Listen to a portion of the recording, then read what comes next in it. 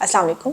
मेरा नाम डॉक्टर आमना है, मैं कंसल्टेंट गायनोकोलॉजिस्ट हूँ। आज हमारा टॉपिक है फास्टिंग इन प्रेगनेंसी, यानी हमल में रोज़ा रखना कैसा है। आजकल क्योंकि रमज़ान आ रहा है और बहुत सारे मरीज़ आते हैं और वो पूछते हैं कि क्या हमल में हम रोज़ा रख सकते हैं या नहीं। तो हमल में रोज़ा रखना इस्लामिक पॉइंट ऑफ व्यू से अगर हम लोग देखें तो इस्लाम में तो इस चीज़ की इजाज़त है कि अगर आप रोज़ा छोड़ भी दें तो उसमें कोई ऐसी ममानियत नहीं है, आप बाद में भी अपने रोज़े पूरे कर सकते हैं। अगर कोई मरीज़ चाहती है कि वो हमल में रोज़ा रखना चाहे तो उसमें फिर हम देख लेते हैं कि उसका हमल का क्या दौरानिया है। उसको हम ट्राइमेस्टर वाइज डिवाइड कर लेते हैं, यानी फर्स्ट ट्राइमेस्टर पहले 3 महीने में हम देख लेते हैं कि पहले 3 महीने में अगर मरीज को उल्टी, मतली, सर में दर्द या चक्कर या जिस तरह हम सुबह कहते हैं मॉर्निंग सिकनेस होती है, अगर ये सारे उसको मसले मसाइल नहीं है और वो रोजे के साथ कॉप कर सकती है, यानी रोजा लेके चल सकती है, तो हम उसको एडवाइस करते हैं कि अगर वो रखना चाहती है तो वो रख ले। लेकिन अगर दौराने रोजा उसको लगे कि उसके सर में दर्द है या उसको चक्कर आ रहे हैं या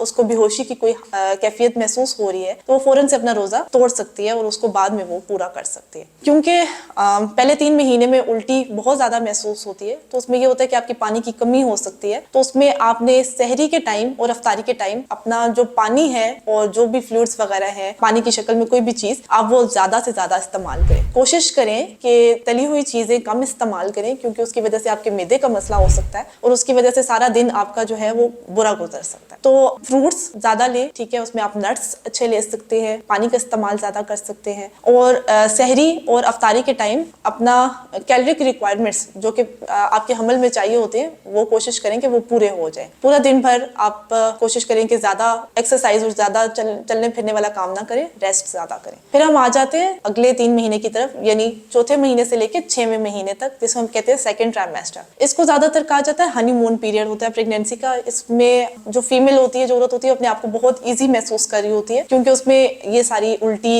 और मतली वाली कैफियत खत्म हो चुकी होती है और उसमें जो बच्चे की ग्रोथ है वो भी इतनी ज्यादा उस तरह से अचानक से नहीं बढ़ रही होती, तो कोई नीचे की तरफ प्रेशर या पेन या उस तरह से कोई मसला नहीं होता। उसमें अगर आपको शुगर, ब्लड प्रेशर या खून की कमी नहीं है तो उसमें आप आराम से रोजा रख सकते हैं। लेकिन उसमें यही है कि आप ध्यान रखें कि आपको चक्कर तो नहीं महसूस हो रहे, आपके बच्चे की हरकत का कोई मसला तो नहीं है। तो उसमें भी यही है कि आप सहरी और अफ्तारी के टाइम अपनी कैलोरिक रिक्वायरमेंट्स जो होती हैं, जो खाना पीना है, वो सही तरीके से ले लें और पानी का इस्तेमाल ज्यादा करें। फिर आ जाता है हमारा थर्ड ट्राइमेस्टर। थर्ड ट्राइमेस्टर का मतलब है कि आपका 7वें महीने से लेके 9वें महीने तक जो टाइम पीरियड होता है उसको हम थर्ड ट्राइमेस्टर कहते हैं। उसमें बच्चे की ग्रोथ सबसे ज्यादा हो रही होती है, यानी जितना बच्चा बनना था वो बन चुका है, लेकिन अब बच्चा बढ़ रहा है और उसका कुछ मिथ्स हैं। कुछ लोग कहते हैं कि थर्ड ट्राइमेस्टर में अगर आप रोजा रखते हैं तो आपका बच्चा जल्दी पैदा होने का खदशा हो सकता है या बच्चा आपका लो बर्थ वेट जिसे हम कहते हैं, यानी जब पैदा होगा उस टाइम पे वो छोटा होगा। तो ये सारी मिथ्स है, ऐसा कुछ भी नहीं है। सिर्फ आपने ये करना है कि अगर